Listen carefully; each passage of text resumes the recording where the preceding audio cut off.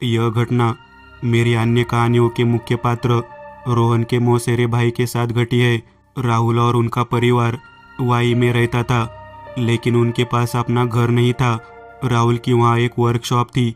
राहुल के पिता, उनका नाम एकनाथ था, एक निजी कंपनी में काम करते थे। राहुल की माँ दुर्गाबाई घर पर ही रहती थी।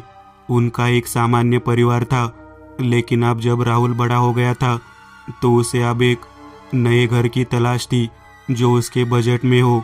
खोजते समय उसे एक पुराने घर के बारे में पता चला। उसने एजेंट से पूछताछ की और उसे पता चला कि उस घर का मालिक यहाँ नहीं रहता है और वे किसी भी तरह से इस घर को बेचना चाहते हैं। राहुल और उसके माता पिता वह घर देखने गए। घर बहुत विशाल था, नीचे 4 कमरे, ऊपर 3 कमरे। लेकिन घर को देखते समय राहुल को ध्यान आया कि घर बहुत पुराना है।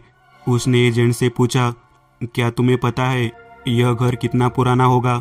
इस पर एजेंट ने कहा, निचली मंजिल 170 साल पहले बनी है और ऊपरी मंजिल उसके कुछ समय बाद। इस पर रोहन ने कहा, फिर भी घर मजबूत दिखता है। उन्होंने घर की कीमत के बारे में चर्चा की।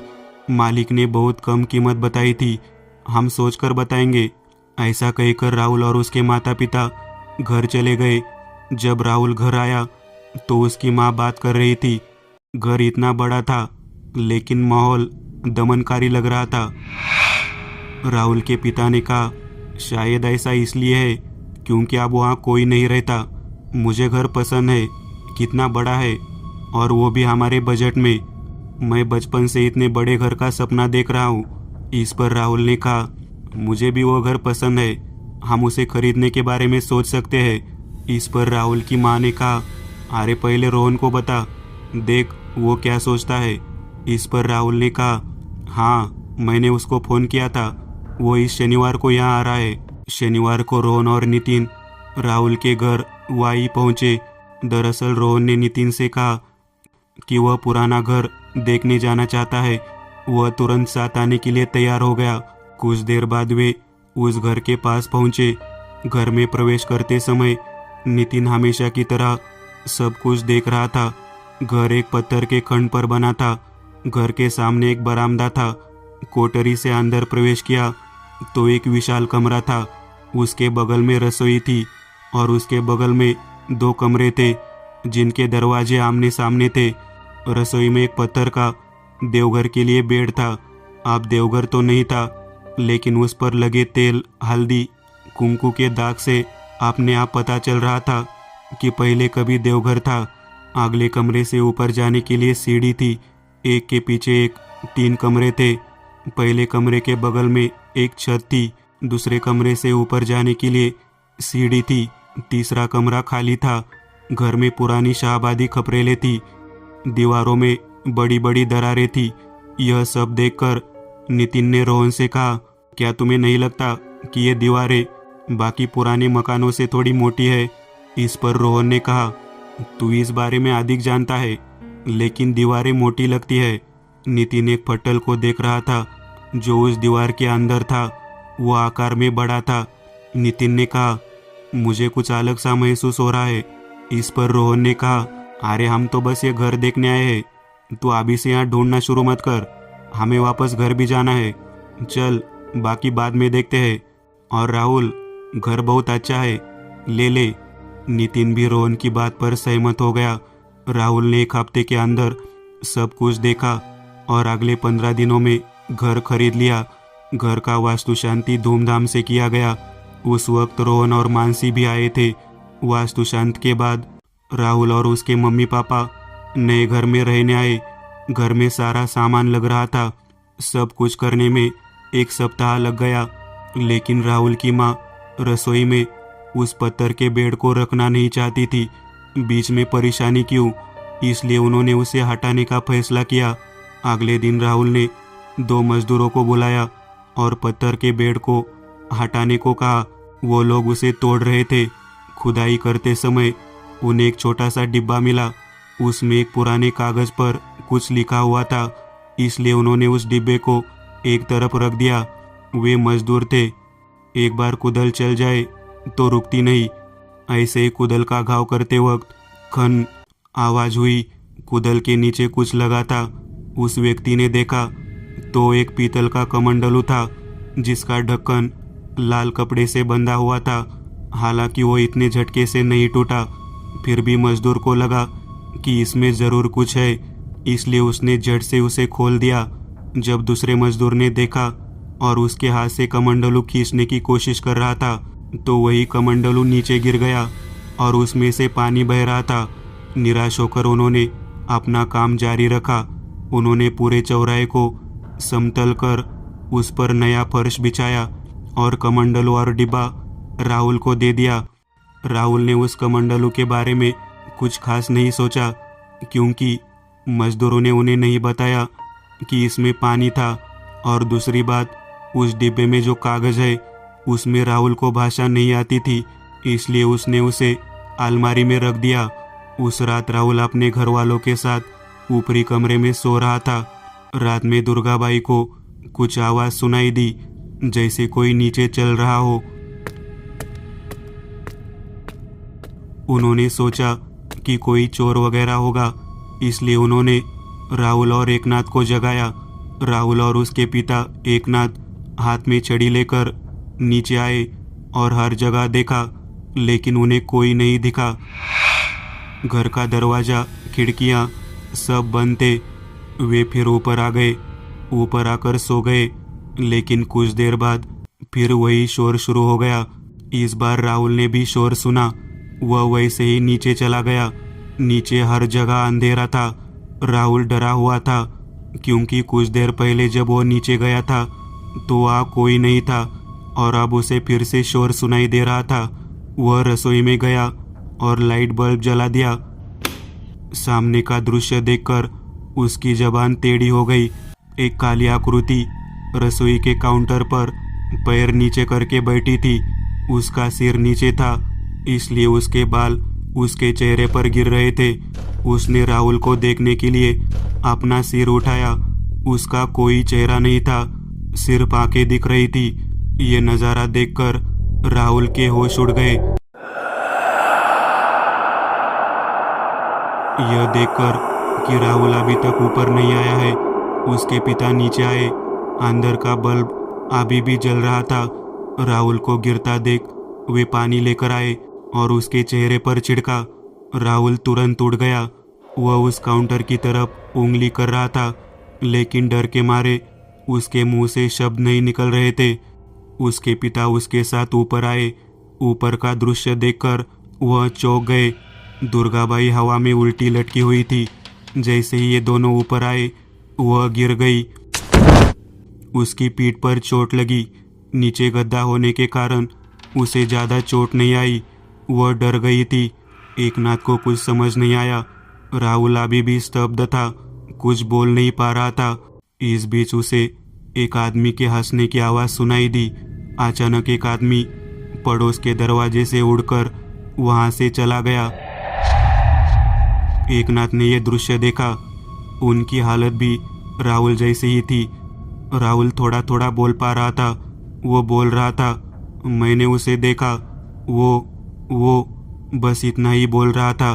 उसे बुखार था। अचानक दुर्गाबाई उठकर चलने लगी। एकनाथ उन्हें रोकने की कोशिश कर रहे थे, लेकिन उन्होंने उन्हें जोरदार धक्का देकर एक तरफ धकेल दिया और वो नीचे जाने लगी। वो रसोई में गई। जैसे ही वो अपने हाथ में रॉकेल की कैन खोलने वाली थी, एकनाथ ने आकर उनके हाथों से कैन छीन ली। दुर्गाबाई गुस्से से गुर्रा रही थी। एकनाथ जानते थे कि मामला कुछ और है। ये दुर्गाबाई नहीं है। उन्होंने बगल के छोटे से मंदिर से कुमकुम उठाया और दुर्गाबाई के शरीर पर फेंक दिया। दुर्गाबाई गुस्से में चिल्लाती हुई बाहर भागी और अचानक बरामदे में गिर गई। फिर भी घर में उस आदमी की आवाज़ सुनाई दे रही थी। एकनाथ ने दुर्गाबाई को उठाया और दरवाजे के पास रखा। वह राहुल को लाने के लिए ऊपर गए। उन्होंने देखा कि राहुल जगह पर नहीं था। ऊपर उस कमरे के बगल में 2 और कमरे थे, एक के पीछे एक। वे दूसरे कमरे में गए। उन्होंने वहां लाइट जलाई। चारों ओर देखने पर उन्हें राहुल दिखाई दिया। ऊपर माले की ओर जाने वाली सीढ़ी से उल्टा लटका हुआ। वो एकनाथ की ओर देखकर क्रूरता से मुस्कुराया। वह वैसे ही घुमा और सीधा होकर ऊपर माले में चला गया। दरअसल एकनाथ इतना डर गए थे कि इसे शब्दों में बयां करना नामुमकिन है, लेकिन अपने बेटे के लिए उन्हें ऊपर माले में जाना था। लेकिन माले में रोशनी नहीं थी। वह भागते हुए नीचे आए, एक मशाल ली और बचा हुआ कुंकू लेकर माले की ओर चल दिए। यह माला पुराने घरों की माले के समान था, बीच में ऊंचा और दोनों तरफ ऊंचाई घटती जा रही थी। वे आधी सीढ़ी ऊपर आ गए। उन्होंने सामने टॉर्च घुमाई। उन्हें कोई नहीं दिखा, लेकिन फिर वे पीछे मुड़े और राहुल नीचे पैर मोड़कर बैठा था। दोनों हाथ अपनी ठड्डी पर रखकर उन्हें घूर रहा था, लेकिन एकनाथ सीढ़ी पर खड़े थे। वे हिल नहीं सकते थे। वे भी ऊपर आ गए, लेकिन अब राहुल वहाँ नहीं था। वहाँ एकदम सन्नाटा था। वे अपने दिल की धड़कन सुन सकते थे। उन्होंने अपने सामने टॉर्च घुमाई। राहुल उन्हें सीढ़ी की ओर जाता दिखा। वह वैसे ही नीचे कूद गया। एकनाथ ने उसका पीछा किया, लेकिन राहुल नीचे नहीं था। एकनाथ उसे ढूंढते हुए अगले कमरे में गए। उन्होंने देखा कि राहुल बीम पकड़कर झूल रहा था। राहुल ने उन्हें देख लिया। एकनाथ को पता चल गया कि राहुल नहीं बल्कि कोई और उन्हें डराने के लिए राहुल के अंदर से ऐसा कर रहा है। इस बीच राहुल मर्दाना आवाज में चिल्लाते हुए एकनाथ की ओर भागा, लेकिन एकनाथ ने उस कुंकू को उस पर फेंक दिया। राहुल वहीं गिर गया। एकनाथ ने उसे उठाया और नीचे लाया। वे भयानक दबाव में थे। राहुल और दुर्गाबाई दोनों बेहोश थे। उस समय सुबह के 4 बजे थे। एकनाथ ने घर का दरवाज़ा खोला और उन दोनों को बाहर निकाला। वे बिस्तर पर लेटे हुए थे और मानसिक तनाव के कारण कुछ देर के लिए सो भी गए। सुबह जब मैं उठा तो बाहर का माहौल बिल्कुल बदला हुआ लग रहा था। धूप तो बहुत थी, लेकिन पंछियों की चहचहाट सुनाई नहीं दे रही थी। एकनाथ के दिमाग में बहुत सारे सवाल थे। राहुल और दुर्गाबाई भी जाग गए। कुछ देर बाद दोनों को होश आया। एकनाथ ने राहुल से पूछा, आप कैसा महसूस कर रहे हो? राहुल ने कहा, अजीब लग रहा है, सिर में दर्द हो रहा है, भारी है, कुछ याद नहीं। दुर्गाबाई ने भी यही कहा। उनका गला सूख रहा था। मुझे याद नहीं आ रहा था कि रात को क्या हुआ था। थोड़ी देर बाद एकनाथ ने दुर्गाबाई को घटित सारी घटना बताई। कुछ पल तक वह और राहुल एक दूसरे के संपर्क में रहे, लेकिन फिर बोली, आगे क्या करना है? घर के अंदर जाना है या कुछ और?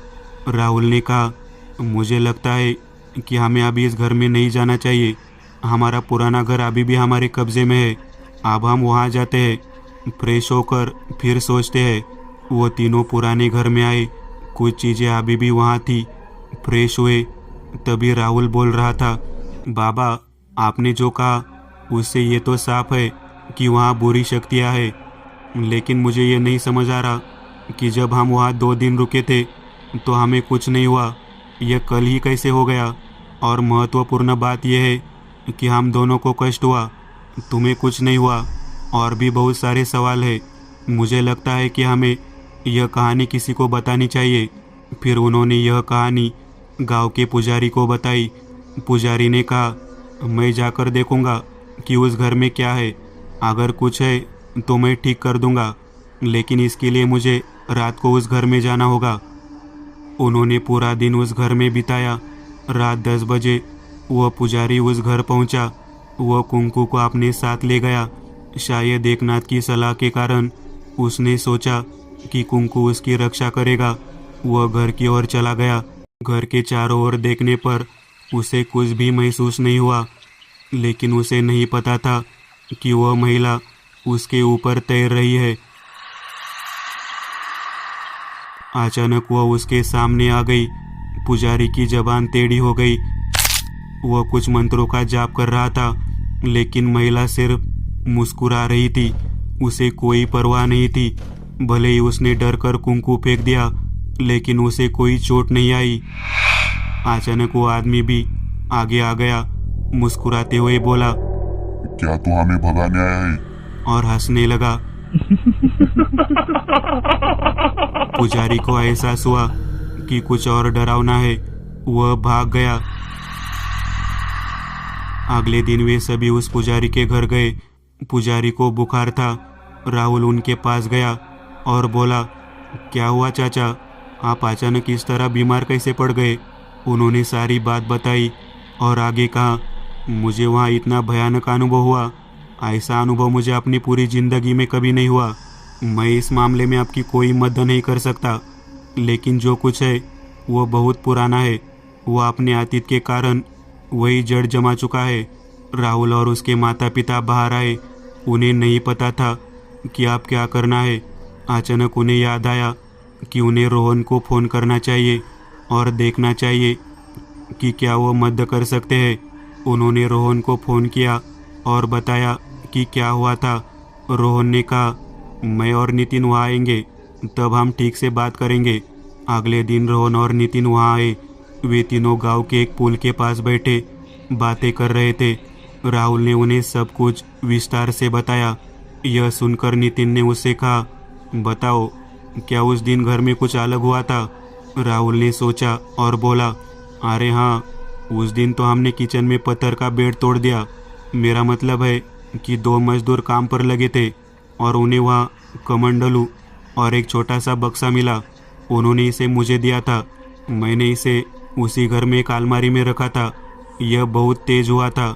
इस पर रोहन ने कहा, अरे तुम्हारे साथ जो हुआ उसका संबंध कमंडलू या पेटी से होगा, चलो देखते हैं। राहुल ने कहा, मैं वहाँ नहीं आ सकता, मुझे अभी डर लग रहा है।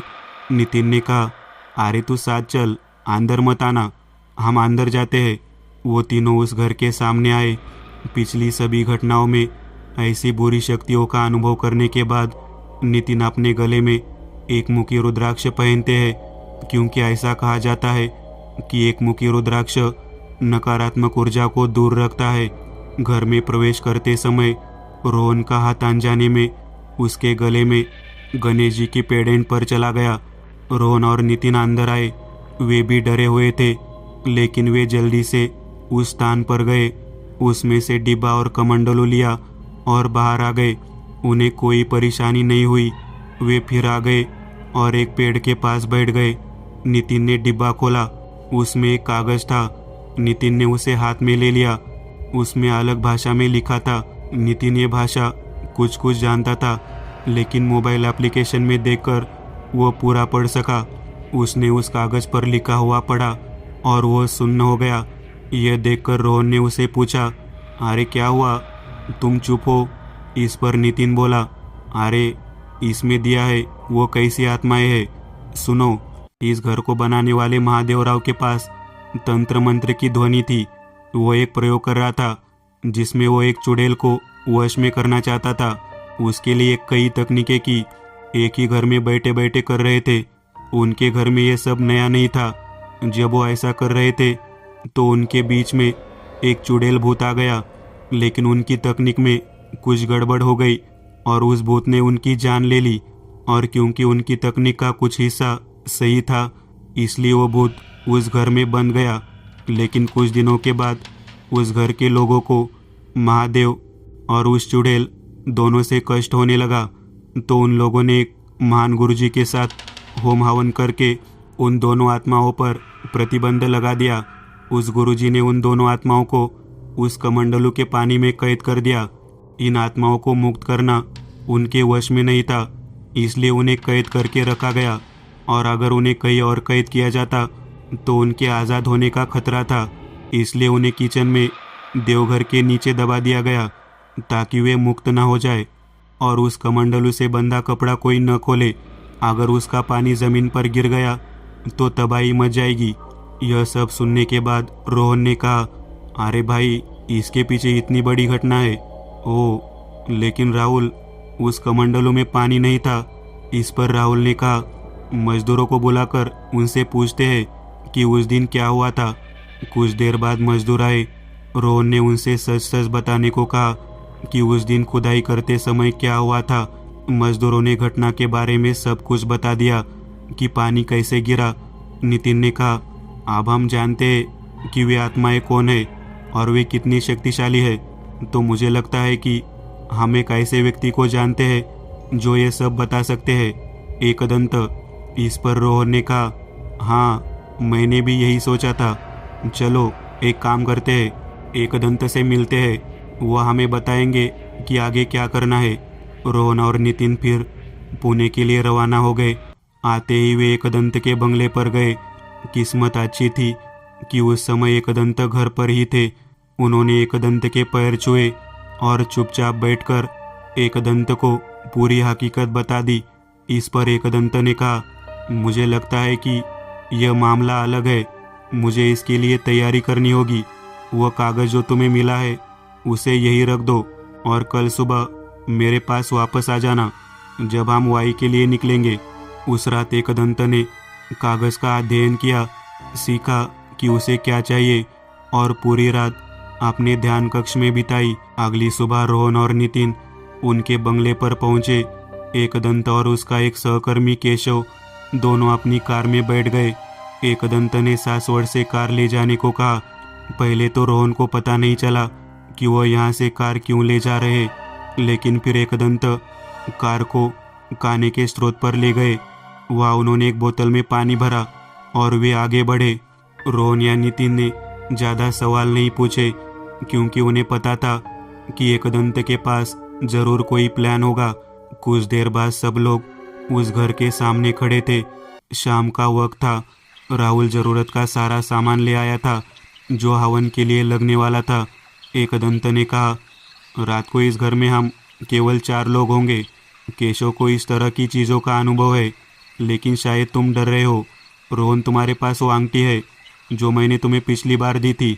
नितिन, तुम भी यह चांदी की अंगूठी पहन लो, तुम पर उन ताकतों का असर कम होगा। और ख़ास बात यह है कि हम जिन बुरी ताकतों से निपट रहे हैं वो पुरानी है और कई सालों से यहाँ है। उनका प्रभाव इस जगह पर बहुत ज़्यादा होने वाला है। सब लोग अंदर आ गए। एकदंत एक एक चीज़ को अच्छे से रखने में लग गए। उन्होंने हवन की पूरी तैयारी की। खाने का जल और साथ में लाई हल्दी मिलाकर एक लोई बनाई और सबसे कहा, जब तक मैं तुमसे न कहूँ इस लोई से बाहर मत निकलना, चाहे कुछ भी हो, बाहर मत निकलना। रात के 10 बजे थे। एकदंत ने हवन शुरू कर दिया था। मंत्र उच्चार तो चल रहा था, लेकिन वास्तु नहीं गूंज रहा था। वास्तु ही मूल रूप से लोड था। रात के 12 बजे तक यही चल रहा था। अचानक माहौल में बदलाव आ गया। किसी तरह की जलन, बासी, गंदी गंध आने लगी। अजीब सी चीखें सुनाई देने लगी। लाइट बंद हो गई। पूरे कमरे में सिर्फ होम की रोशनी फैल गई। अचानक रसोई के कमरे से उस महिला की आकृति सामने आई। रोहन और नितिन उसे देखकर डर गए। वो भी रोहन और नितिन के पास आकर खड़ी हो गई, लेकिन उनके दायरे में नहीं आ सकी। लेकिन वही रूप देखकर मन घबरा रहा था। लेकिन अचानक एकदंत ने मंत्र बदल दिया। काफ़ी देर प्रयास करने के बाद वो एकदंत के सामने आई तो एकदंत ने उस पर हवन में मंत्र उच्चार किए गए जल और अपने साथ लाए कुंकू का मिश्रण उस पर छिड़क दिया। वो आकृति राग में तब्दील हो गई और वही राग कागज पर गिर गई। जैसे ही एकदंत ने इशारा किया, केशव तुरंत घेरे से बाहर निकला और कागज को मोड़कर अंदर ले आया। फिर एकदंत ने जोर से कहा, महादेव, तू यहाँ है, मैं जानता हूँ, और ये भी जानता हूँ कि तू इस चुड़ैल का गुलाम बन गया है, इसलिए तेरी आत्मा को मुक्त नहीं किया जा सकता। लेकिन अब मैं तुम्हें मुक्त कर सकता हूँ। तू तय कर, तुझे फिर से इसके पानी में कैद होना है या मुक्त होकर फिर से मानव जन्म लेना है। अचानक महादेव आगे आए। एकदंत ने कुछ मंत्रों का जाप किया और अपने साथ लाए जल को उस पर छिड़क दिया। महादेव क्षण भर में अंतर्धान हो गए। फिर एकदंत ने उसी कमंडलू को उस मंत्र से पवित्र किए जल से भर लिया। उसमें चुड़ैल की राख डाल दी। कमंडलू को चांदी के कपड़े से बांध दिया और रोहन से कहा कि इसे फिर से वैसे ही जमीन में गाड़ दो और सावधान रहे कि इसे दोबारा न खोले। अब आप इस क्षेत्र से बाहर निकल सकते हैं। अगले दिन सुबह उस कमंडलू को फिर से जमीन में गाड़ दिया गया। उसी घर के अगले कमरे में राहुल, उसकी माँ, पिता रोहन, नितिन, एकदंत बैठे थे। एकदंत ने कहा, आप तुम्हें कोई परेशानी नहीं होगी, जब तक कमंडलू बंद है तुम्हें कोई खतरा नहीं है। इस पर रोहन ने कहा, आपने वो काने जल क्यों लिया? एकदंत ने कहा, नितिन ने वो पेपर पढ़ा लेकिन उसे अधिकांश समझ नहीं आया। जब वो पेपर लिखा गया तो गुरुजी ने काने जल का उपयोग किया और मुझे यह इसलिए भी मिला क्योंकि कहा जाता है कि कान्हा नदी भगवान ब्रह्मा के कमंडलू से निकलती है। जेजुरी इसी नदी के तट पर स्थित है। इस जल में भी पवित्र गुण है, तो शायद उस समय इस पानी का उपयोग किया जाता था। और दूसरी बात यह है कि कमंडलू भी शुद्ध पीतल का बना होता है, जिस पर प्रताप मारुति खुदी होती है। एकनाथ ने कहा। उस पुजारी ने कहा, उस दिन मैंने उन आत्माओं पर कुंकू लगाया, उन्हें कुछ नहीं हुआ, लेकिन जब मैंने उन आत्माओं पर कुंकू लगाया तो उन आत्माओं को कैसे कष्ट हुआ। वो कुंकू तुम्हें कहाँ से मिला? दुर्गाबाई, तुम बताओ। दुर्गाबाई ने कहा, कुंकू तुलजा भवानी के चरणों में था। इस पर एकदंत ने कहा, आप समझे एकनाथ, उस कुंकू के कारण उन आत्माओं को क्यों कष्ट हुआ और आप भी उसी के कारण बच गए। जब आपने पहली बार उस कुंकू को अपने हाथ में लिया था तो उसका कुछ हिस्सा आपके शरीर के आसपास था। उस रात दोनों को कष्ट हुआ, परंतु तुम्हें नहीं हुआ। जो भी हो, लेकिन अब आप इस घर में खुशी से रह सकते हैं। और एक बात यह है कि उस चुड़ैल की आत्मा इस घर के साथ बनी है, इसलिए याद रखें कि यह वास्तु एक मंत्र है। चाहे कुछ भी हो जाए, इस बात का ध्यान रखें कि कमंडलू वही रहे।